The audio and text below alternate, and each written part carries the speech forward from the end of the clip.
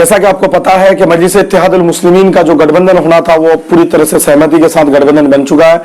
वो गठबंधन के अंदर जितनी पार्टियां आई है वो पार्टी बीएसपी यानी बहुजन समाजवादी पार्टी, वहीं आरएलएसपी राष्ट्रीय लोक समता पार्टी, और दूसरी तरफ जो पिछले दिनों मजलिस इत्तेहादुल मुस्लिमीन का गठबंधन हो चुका था यानी समाजवादी जनता दल पार्टी, और वहां एक पार्टी और भी मजलिस इत्तेहादुल मुस्लिमीन के साथ गठबंधन में आई है, वो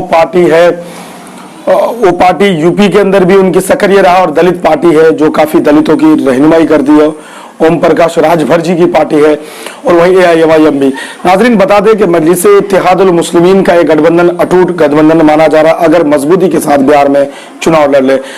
बता दें इस पार्टी, इस फ्रंट का जो मुख्यमंत्री का चेहरा घोषित किया गया है वो उपेंद्र कुशवाहा जी को किया गया है।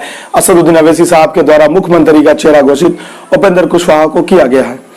आपको बता दें कि जिस तरीके से तानाखींची के बाद उपेंद्र कुशवाहा ने महागठबंधन को छोड़ा और दूसरी तरफ जाने की संकेत मिल रहे थे कि एनडीए की तरफ चले जाएंगे, लेकिन ऐसा कुछ भी नहीं हुआ। वो एनडीए की तरफ नहीं गया बल्कि एक तीसरा फ्रंट बना लिया मजलिस इत्तेहादुल मुस्लिमीन को लेकर के। अब आने वाला वक्त पता चलेगा कि यह फ्रंट कितना कामयाब होता है, कितना कारगर साबित होता है इस चुनाव में।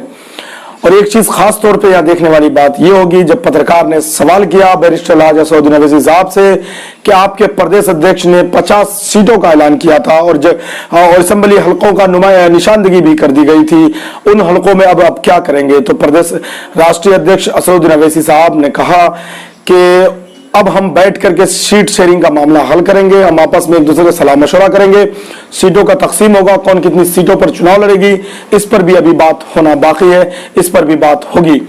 इसी के साथ साथ बीएसपी के जो प्रदेश नेता बैठे हुए थे उनने भी ये बात कहा कि हम स्वागत करते हैं, इस्तकबाल करते हैं बैरिस्टर लाज असदुद्दीन अवैसी साहब का। हमारी मंशा बहुत दिनों से था कि हम एमआईएम के साथ गठबंधन करके अक्सर राज्यों में चुनाव लड़े, चाहे यूपी हो, बिहार हो, राजस्थान हो, कहीं भी हम एमआईएम के साथ गठबंधन करके चुनाव लड़ेंगे तो हमारे फ्यूचर के लिए, दलित मुस्लिम के लिए बहुत बढ़िया होगा। वहीं राजभर जी ने जो बात कही, लोगों का ये कहना, ये मतलब था कि दलित मुस्लिम आदिवासी पिछड़ा जो पिछले तबके के लोग हैं, जो हमेशा राजनेताओं ने, हमेशा सियासतदानों ने जिसको पिछड़े हिस्से में रखा है, जिनकी तरक्की नहीं हुई, तालीम में पीछे, हर एतबार में पीछे, अब हम लोग एक साथ चल करके इस मोर्चा को संभाल करके हम सब लोग आगे बढ़ने की कोशिश करेंगे। और इस यूनाइटेड फ्रंट जो बनाया गया है, इस फ्रंट के जरिए हम एक पैगाम और मैसेज देना चाहते हैं कि हम दलित मुस्लिम इकट्ठा हो जाए तो बिहार की राजनीति, क्या देश की राजनीति को बदलने का सक्षम और क्षमता रखते हैं। नाज़रीन बता लेंगे कि ये जो डेमोक्रेटिक फ्रंट बना है, इसका दिशा और दशा आने वाले समय में क्या होगा, क्या ये अटूट होगा या टूट होगा, ये तो समय में बताएगा। लेकिन मजबूती के साथ चुनाव लड़ने का ऐलान कर चुके हैं इस गठबंधन ने।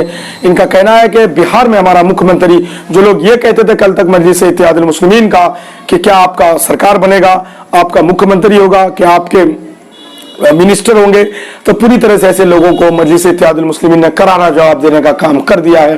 पहली बात यह है कि मजलिस इत्तेहादुल मुस्लिमीन की तरफ से मुख्यमंत्री का चेहरा उपेंद्र कुशवाहा हो गए, मंत्री भी होंगे, अगर बहुमत में आते हैं तो लोग बिहार में सरकार भी करेंगे, चलाएंगे और सरकार में भी आएंगे।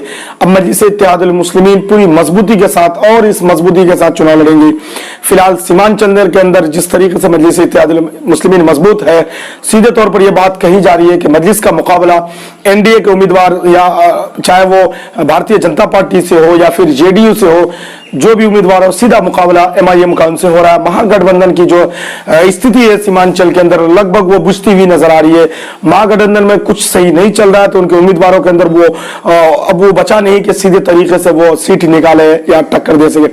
ऐसे में सीमांचल मुस्लिम बामुल्य क्षेत्र है, इलाका है, यहाँ से मजलिस इत्तेहादुल मुस्लिमीन को अक्सर सीट मिलने की उम्मीद भी की जा रही है और मिलना भी चाहिए, क्योंकि एमआईएम की छवि भी एक कम्युनिटी पर टिकी रहती है। लेकिन आज के डेट में इस तरीके का गठबंधन बन करके एक नया मैसेज और नया पैगाम देने की कोशिश की गई है। हत्तल इम्कान वो पैगाम सफल भी हो रहा है और कामयाब भी हो रहा है। लेकिन आने वाला समय फैसला होगा कि ये फैसला लेने में ये कितना देर हो गई या ये फैसला लेने में कितना जल्दी हो गया या फैसला कितना कामयाब होता है, ये वक्त बताएगा, समय पे बताएगा। हर अपडेट के साथ मैं आपसे मौजूद रहूंगा नाजरीन।